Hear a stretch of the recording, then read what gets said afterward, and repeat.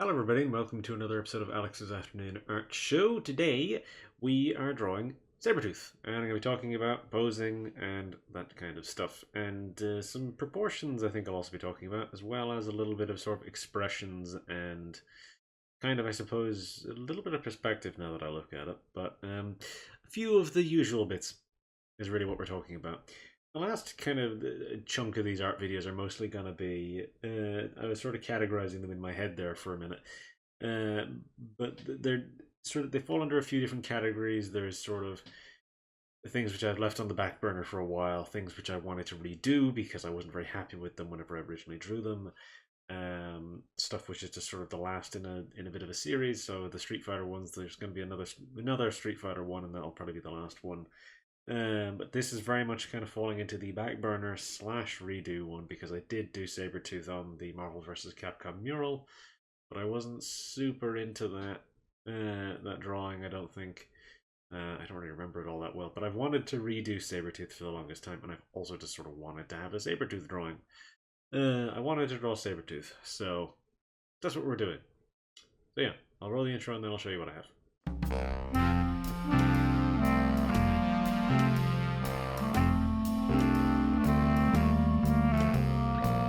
Alright, so this is where we're at. I usually tend to prefer just using the classic Sabretooth design, because that's the one I like. Just the sort of, the well-known, just sort of the big fur collar, the orange, the tan, that's what I like. And so, as you can see, this is a little exaggerated in his scale, and also, you know, things like his musculature, his size, his width, all this stuff exaggerated. None more so than his facial expression. No part of him is quite as exaggerated as the facial expression I gave him.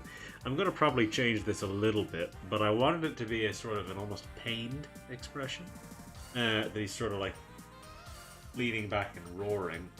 But it's almost like, it almost looks like he's in pain as he's doing it.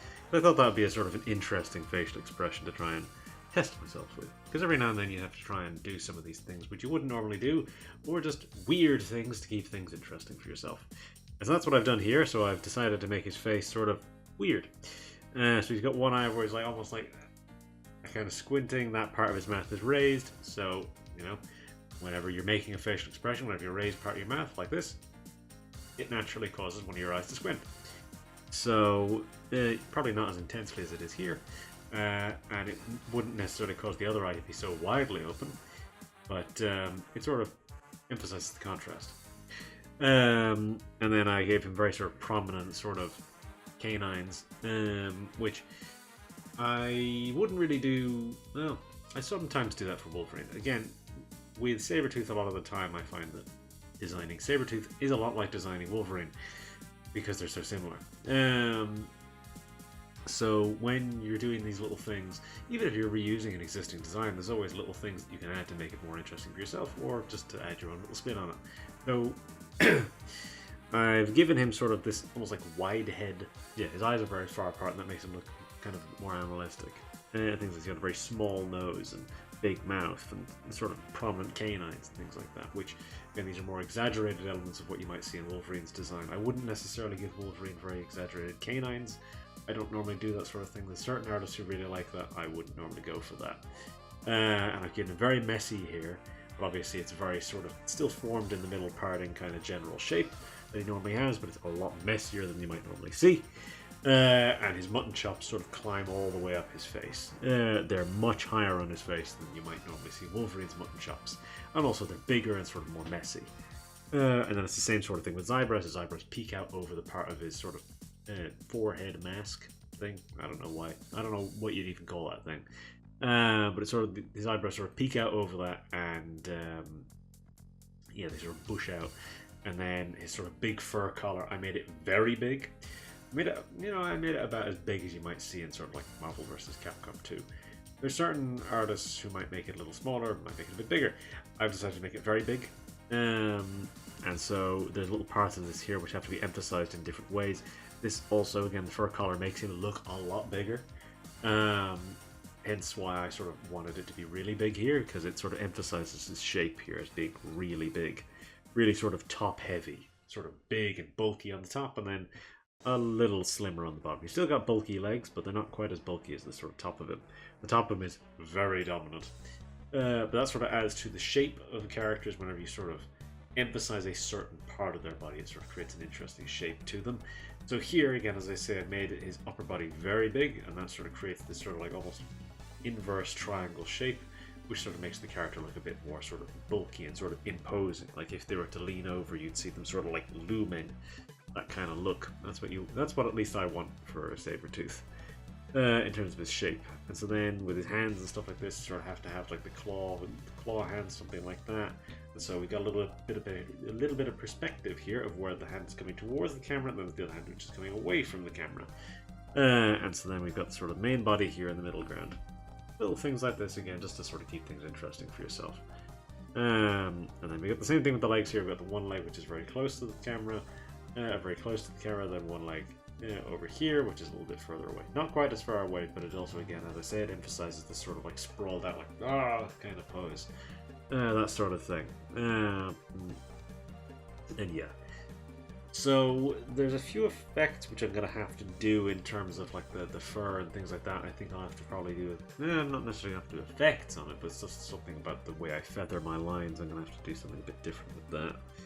And then it's very much the same kind of thing with sort of the musculature and things like that. These are just, again, not very important. They're things you'll notice me doing as I do them, but it's not very important to mention them.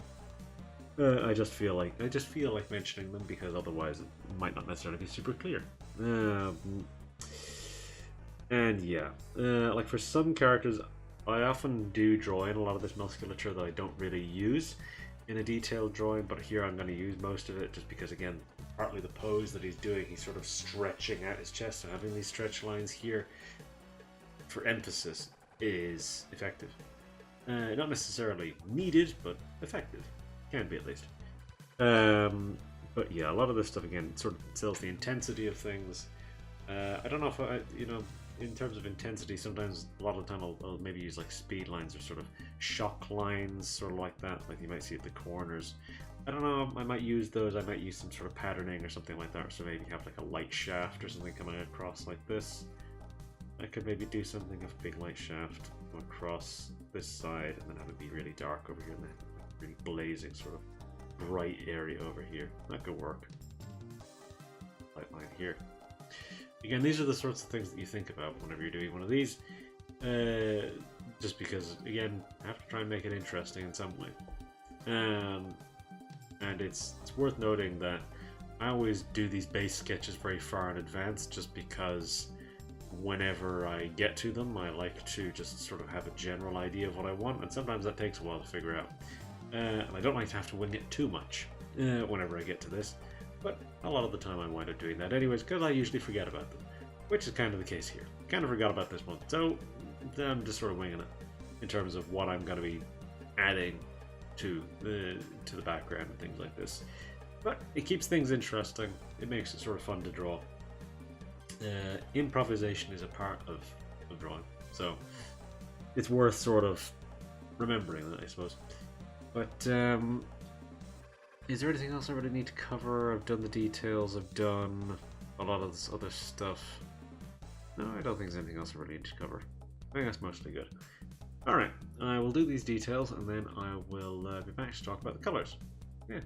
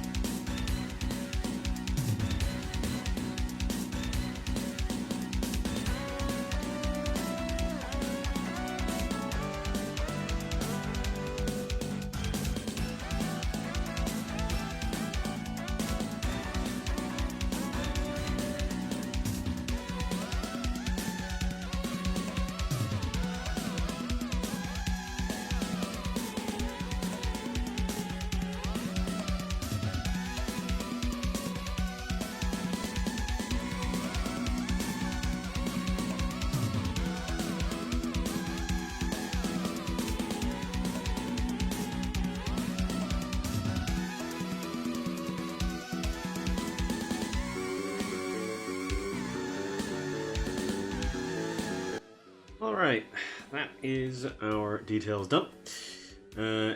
Literally all light in the world has gone away, so the next time you see me, the background lights will probably be on. But for now, I'm going to live in denial and just have the light in front of me.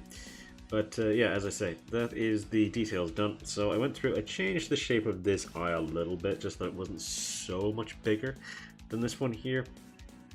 That's really the only major change I made. Other than that, you can sort of see I made a conscious effort to have the lines on the fur be a different kind of line than on his hair, just so that they're noticeably a different kind of thing, so that it sort of conveys a different texture. So these have much sort of looser, jagged, kind of weird lines, where the hair has more sort of formed, neat lines which sort of feather off in very sort of soft ways, especially along with sort of the mutton chops. Into the hair it's much more sort of sharp, but they're still, as I said, they're softer lines. But obviously it's a little darker than the fur, because the fur will be white, whereas his hair is blonde. So that's the sort of real major difference there. Otherwise, I didn't really make any major changes. I sort of tried to emphasize some of the musculature a little bit, and things like the sort of the pits around the hip here and stuff like that. I put in these little sort of things. They were there in the base sketch, but I don't think they were actually intentional. So I decided to put them in just sort of more deliberately there. So yeah, that looks a little better, I think. And so oftentimes whenever I draw a character who's this kind of muscular, I usually sort of overemphasize it in certain ways, just that the character is almost sort of, like, as I say, almost grotesquely muscular. I forget the last time I would have drawn a character like that. But especially whenever it's a villain, I find that you could sort of do that a little bit more, and it's a better idea to sort of like overemphasize things. Like you've got these sort of lines here, that these like really intense muscular stretch lines, even in his wrist and things like that. You can see like all the sort of lines and things like that along the back of his hand, and the pits around the hip, and then the sort of the extreme muscle along his sides, and then you've got obviously the sort of the abs, the stretch lines on his chest and his neck is super sort of stretched and all this, and then his legs, and you get all the lines, the lines around the ankle and everything. So it sort of, it's a little much sometimes, but especially even on his face, there's a lot of extra lines in his face that sort of overly sort of emphasize things. So yeah, on an evil kind of muscular character, I sometimes would use stuff like that. I would sometimes go for much more sort of intense, over-the-top kind of muscle, just because it makes things a little bit more sort of intense, a little more grotesque. And then, yeah, as I say, even on the face, even though he is supposed to sort of be ageless, I would sort of say the evil ages you a little bit, so I usually throw in these sort of little extra lines and things like that, sort of unnecessary stuff. I mean, usually I'd draw Wolverine with sort of a rougher face, where he'd have sort of crow's feet and sort of lines under his eyes and things like that, but that's not necessarily age so much as there's tiredness. Where here, this is definitely sort of there's a lot of age lines in his face, like the lines around his nose and things like that. And some of this comes down to the facial expression, where whenever you're making sort of really intense facial expression, you're going to see extra lines and things like this, little sort of stretch marks around your face, which in a sort of a neutral expression you might not see. But for the purposes of this, I've decided to emphasize those lines more. As I say, I guess maybe evil ages you or something. But yeah, so I don't know if I'll go for the light shaft angle of having the sort of big light shaft come from here. But I'll have to figure out my background in this section. Anyways, I do think I'm going to have the light over here, and then over here is sort of the shadows, and then the light line on this side. That makes sense to me. And I think maybe the idea would be the light source is maybe somewhere over here. But yeah, I might not go for the light shaft. What I might do instead, I might just sort of do... I might do sort of strips or sort of jagged points sort of over here, something like that. Sort of triangles, maybe something like that.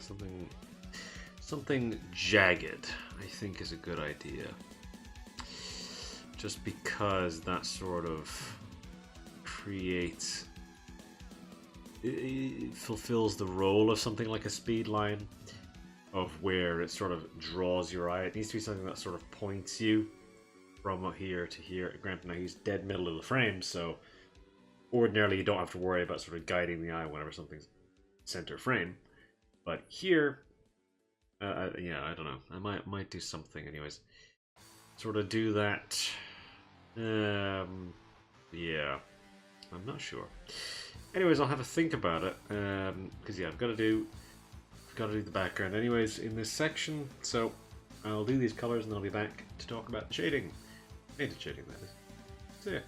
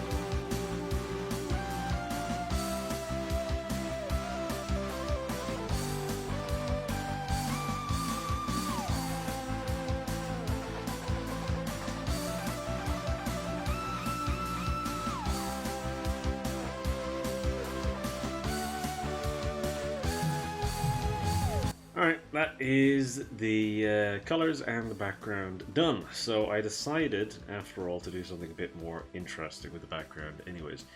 I initially just threw in the sort of generic gradient in the background. Decided to sort of add an extra little layer of light to the top left as a sort of a lighter pale yellow. And then I decided to add in this sort of, these streaks, you can almost see them here, this sort of paintbrush streaks, sort of like a dragged thin bit of paint along, just sort of along in those sort of strips like that.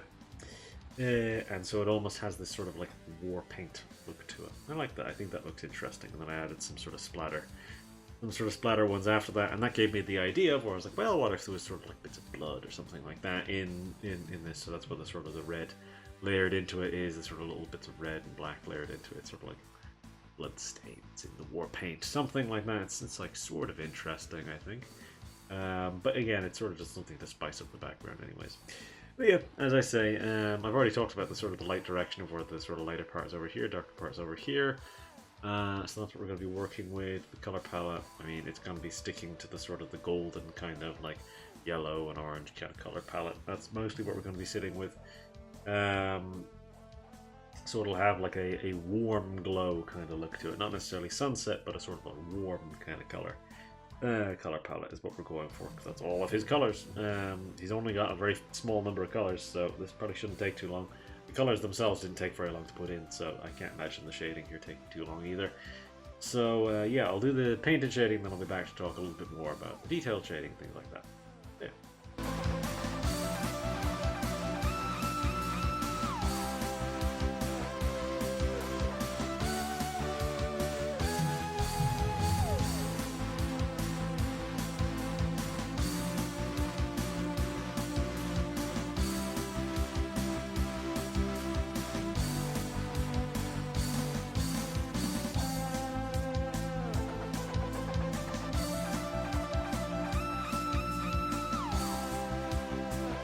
Alright, that is our painted shading done.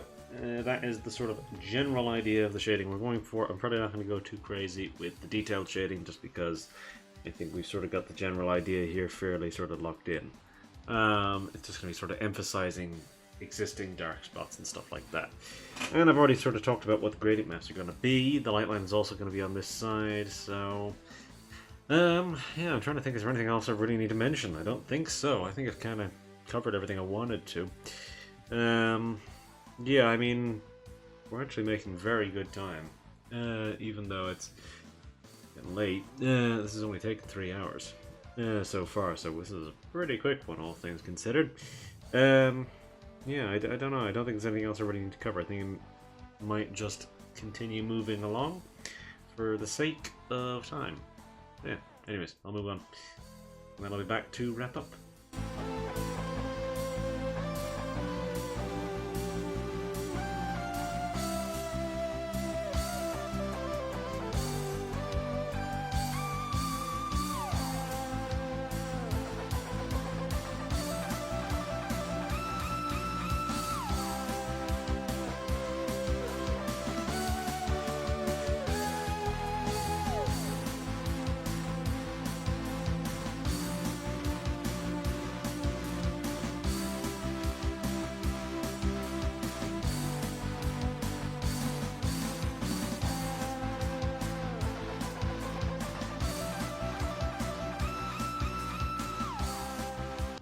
Alright, so that is our detailed shading, light line, and gradient map.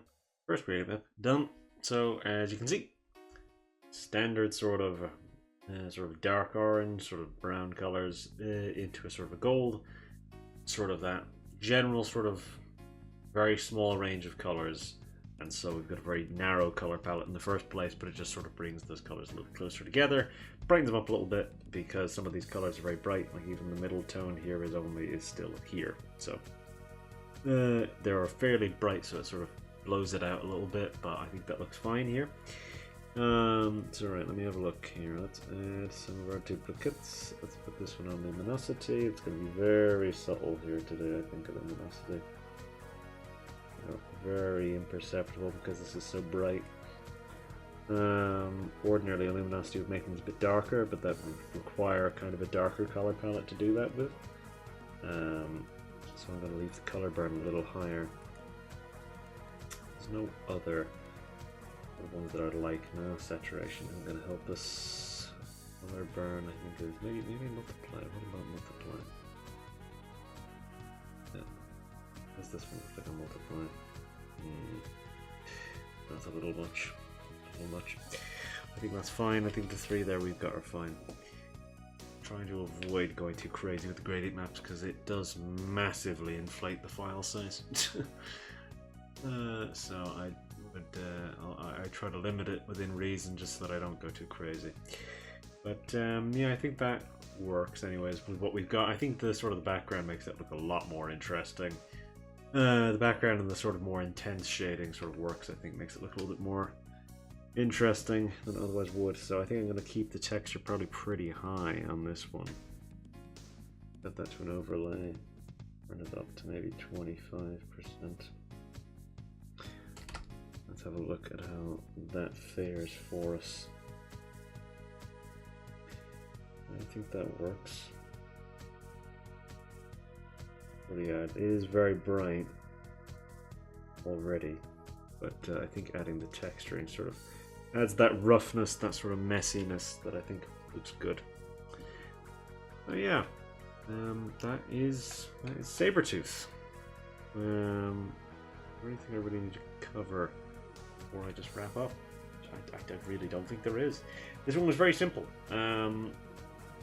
All the stuff that I needed to talk about, I talked about basically right away because it was just mostly the sort of the posing stuff was the kind of interesting part, and then the rest is sort of fairly standard stuff. It's stuff that I don't really need to go over in too much detail.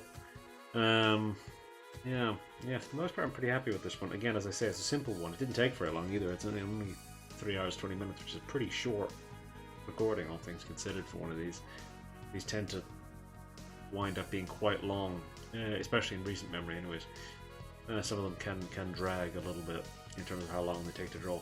But so far, or I say so far, we're at the end. This one, anyways, not very long. This one's really simple, fairly easy.